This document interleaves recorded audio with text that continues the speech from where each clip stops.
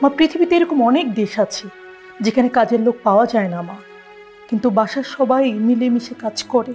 কিন্তু এখানে দেখেন, আমরা বাঁচি কিংবা অসুস্থ হই, আপনার প্রবলেম হোক বা না হোক, কারো কোনো যায় আসে না মা। কিসে? এই সেলিম, সেলিমের আব্বু, সেলিমের আব্বা, সেলিম নিয়ে আসো। বাবা মরে গেছে, বাবা মরে গেছে, বাবা মরে গেছে, বাবা আগে নিয়ে গেছে।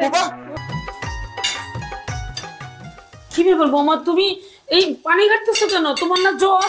তুমি যাও যাও রেস্ট করো। দাও আমি দিই, আমি দিই, আমি দিই। মা, আমি পারবো, আপনি জানতো আমার কোনো সমস্যা হচ্ছে না, আমি ঠিক আছি। আরে বাবা তুমি ঠিক আছে, তুমি অন্য কাজ করো, এই পানির কাজটা আমি করি, তোমার ঠান্ডা বেড়ে যাবে। মা, আমার কোনো সমস্যা হচ্ছে না, আমি পারবো, আপনি যান, আমার কোনো সমস্যা হচ্ছে না, আমি ঠিক আছি মা। আমি বুঝতে পেরেছি তুমি আমার সাথে রাগ করছো। না না মা, আমি আপনার উপর কেন রাগ করব? যার আসলে কোনো ক্ষমতাই নেই প্রতিবাদ করার। আমি জানি তুমি আমার উপর রাগ নাই, কিন্তু বিশ্বাস করো তোমার শ্বশুরের উপর আমার অনেক রাগ, যেটা আমি কখনো প্রকাশ করতে পারি নাই। এত টাকা পয়সা, এত কেনাকাটা, ব্যাগ ভর্তি বাজার, অথচ একটা কাজের লোক রাখে না। কাজের লোকের কি দরকার মা?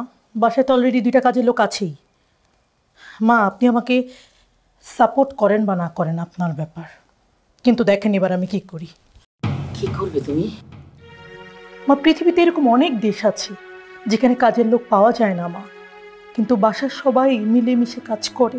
কিন্তু এখানে দেখেন, আমরা বাঁচি কিংবা অসুস্থ হই, আপনার প্রবলেম হোক বা না হোক, কারো কোনো যায় আসে না মা।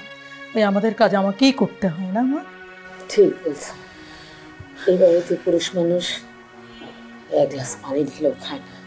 মা, আপনি আমাকে সাপোর্ট করেন না, ঠিক আছে, করেন না সাপোর্ট, কিন্তু আপনি আমাকে একটু দোয়া করেন মা। এই বাড়িতে যে নিয়ম তৈরি করা হয়েছে না, সেটা যাতে ভেঙে আমি নতুন নিয়ম চালু করতে পারি।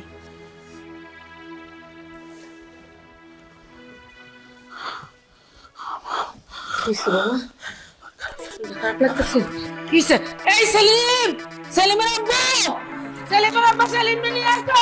বাবা মরে গেছে, বাবা মরে গেছে, বাবা মরে গেছে, বাবা আগে নিয়ে গেছে। বাবা, এই বাবা কি হইছে? বাবা, এই দেখ, এই বাবা কি হইছে? এই দাও, সেলিমকে ফোন করতেছি। কোনো কাজ করা লাগবে না, তারপর জোর করে রান্না বান্না করতে আসছে। আমি বলছি জ্বর ঠান্ডা লেগে যাবে।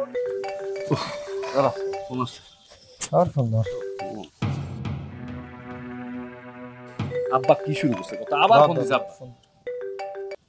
হ্যালো আব্বা, কি হইছে বলো? বাবা সেলিম, তুই কোথায়? বাবা কি হইছে এটা তো বুঝতে পারতেছি না। বৌমা না মাথা ঘুরে পড়ে গেছে, মনে হয় হাসপাতালে নিতে হবে। যেবারে আচ্ছা ঠিক আছে, আমি এখনই আসতেছি আব্বা। এই সেলিম, এই শোন, আমরা তো নার্সিং রুমের সামনে আছি। তুই ঠিক বলছিস আব্বা। আমি আর শুভ এই যে 9 নম্বর নার্সিং হোমের সামনে আছি, বুঝছো? তুমি যেভাবে নিয়ে এখানে চলে আসো, আমরা সব ব্যবস্থা করছি। আচ্ছা আচ্ছা বাবা, তুই ওখানে থাক, আমি বৌমারে এখনই নিয়ে আসতেছি। আচ্ছা আচ্ছা রাখি। বৌমা চল। ম্যাডাম কেমন দেখলেন একটু বলবেন? হ্যাঁ, ভালো আছে। ম্যাডাম কি হয়েছিল একটু বলবেন? শরীর দুর্বল ছিল, তার শরীরের নিউট্রিশনের অভাব ছিল মনে হচ্ছে। কি বলতেছেন? হসপিটালে কি ভর্তি করা লাগবে?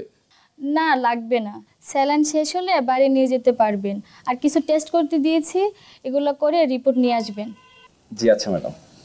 সেলিম, ভাবি স্যালাইন শেষ হয়েছে, চাপ আছে। কি? আচ্ছা ঠিক আছে, আপনারা ওকে নিয়ে যেতে পারবেন। আচ্ছা ঠিক আছে ম্যাডাম, আসি। আসসালামু আলাইকুম। চল।